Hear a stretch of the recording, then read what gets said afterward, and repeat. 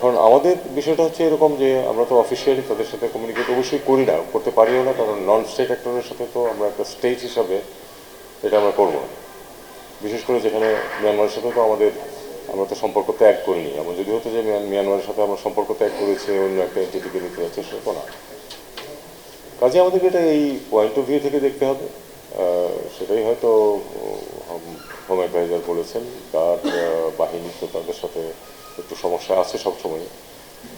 এটি একটি সমস্যা যেটা একদিনে শুরুও হয়নি, একদিনে শেষও হয়ে যাবে না। আপনারা জানেন যে যখন এটা প্রথম স্টেজ শুরু হয়েছিল, আমি একজন প্রাইভেট পার্সন হিসেবে বলেছিলাম যে সমস্যাটা যেভাবে চিন্তা করা হচ্ছে যে 2-4 মাস বা 1-2 বছরের মধ্যে সমাধান করে ফেলা হবে, আমার সামান্য ক্ষুদ্র জ্ঞান থেকে আমি বলেছিলাম যে এটা হবে না, এটা যে ধরন তাতে করে দীর্ঘ সময় লাগবে। আমি এখনও বিশ্বাস করি যে এটা অনেক সময় লাগবে, এর মধ্যে অনেক কিছু পরিবর্তন হবে এবং আমাদেরকে আলটিমেটলি আরও দীর্ঘ সময়ের প্রস্তুতি নিয়েই এগোতে হবে, যাতে করে এই সমস্যার আমরা সমাধান করতে পারি। সেই চেষ্টা চলতেছে, সেটা ডিটেলসে এই মুহূর্তে আমি আর এর চেয়ে বেশি কিছু বলতে চাই না। মাননীয় উপদেষ্টা, পোস্টাল ব্যালটের দায়িত্ব অন্তর্বর্তী সরকার এবং মিশনগুলো। আমরা দেখতে পাচ্ছি একটা ছবি ভিডিও ভাইরাল হয়েছে, বাহরাইনে জামাতের নেতার বাসা থেকে পোস্টাল ব্যালট উদ্ধার করা হয়েছে। এটা নিয়ে শুধু ভাইরাল হচ্ছে ছবি না, প্রথম আলো, আপনি যদি জাতীয় দৈনিক আপনার সক্রিয় হিসেবে ধরে থাকেন, সেখানেও নিউজ এসেছে পোস্টাল ব্যালটের আসলে। জি, আমি এটা দেখেছি এবং আমি এটাও দেখেছি যে এ ব্যাপারে এনকোয়ার করতে বলা হয়েছে। দেখা যাক আসলে ফলাফল কী দাঁড়ায়।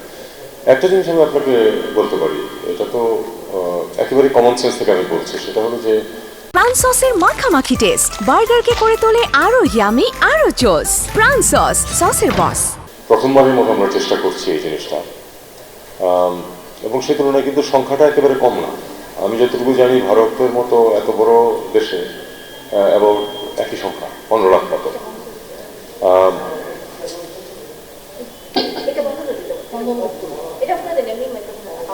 আচ্ছা, ঠিক আছে। তো সেক্ষেত্রে যেটা হচ্ছে যে টিডিং ট্রাভেল যেটাকে বলে, এটা হবে।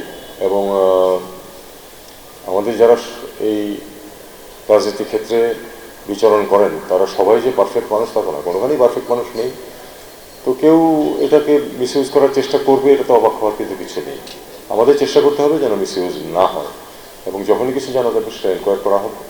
এনকোয়ারির নির্দেশ হয়েছে বলে আমি জানি, এখন কতটুকু এগিয়েছে আমি ঠিক বলতে পারছি।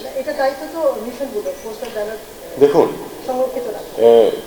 বিষয়টা এরকম, পোস্টাল ব্যালটটা তো মানুষের কাছে পৌঁছে যাবে এবং তারপরে সেখান থেকে তারা ভোট দিয়ে বাই পোস্ট পাঠাবে। মিশনের ভূমিকা যে খুব বেশি তা কিন্তু না, কাজেই আমাকে এটা এই পয়েন্ট অফ ভিউ থেকে দেখতে হবে। আর কিছু আর কেউ নাই প্রশ্ন করা? ইউরোপীয় ইউনিয়নের রাষ্ট্রদূত কালকে সোশ্যাল মিডিয়ায় একটা ছোট বার্তা দিয়েছে, বলেছে যে উশিরাজ্য চুক্তির ড্রাফটটা ফাইনাল হয়েছে বাংলাদেশের সাথে ইউরোপীয় ইউনিয়নের।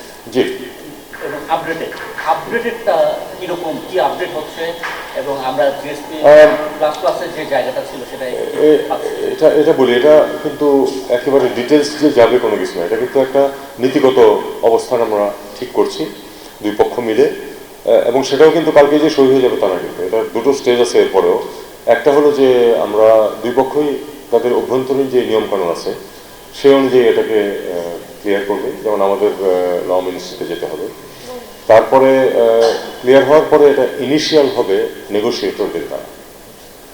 এরপরে কিন্তু ইন্টারনাল প্রসেস বেশ সময় লাগে, কারণ ক্যাবিনেটে যাবে। আমাদের এখানে হয়তো আমরা খুব তাড়াতাড়ি করে দিতে পারি, কিন্তু সবাই তো তা পারে না। নিজ নিজ ক্যাবিনেটে যাবে, অ্যাপ্রুভ হওয়ার পরে পররাষ্ট্রমন্ত্রীরা সই করবে।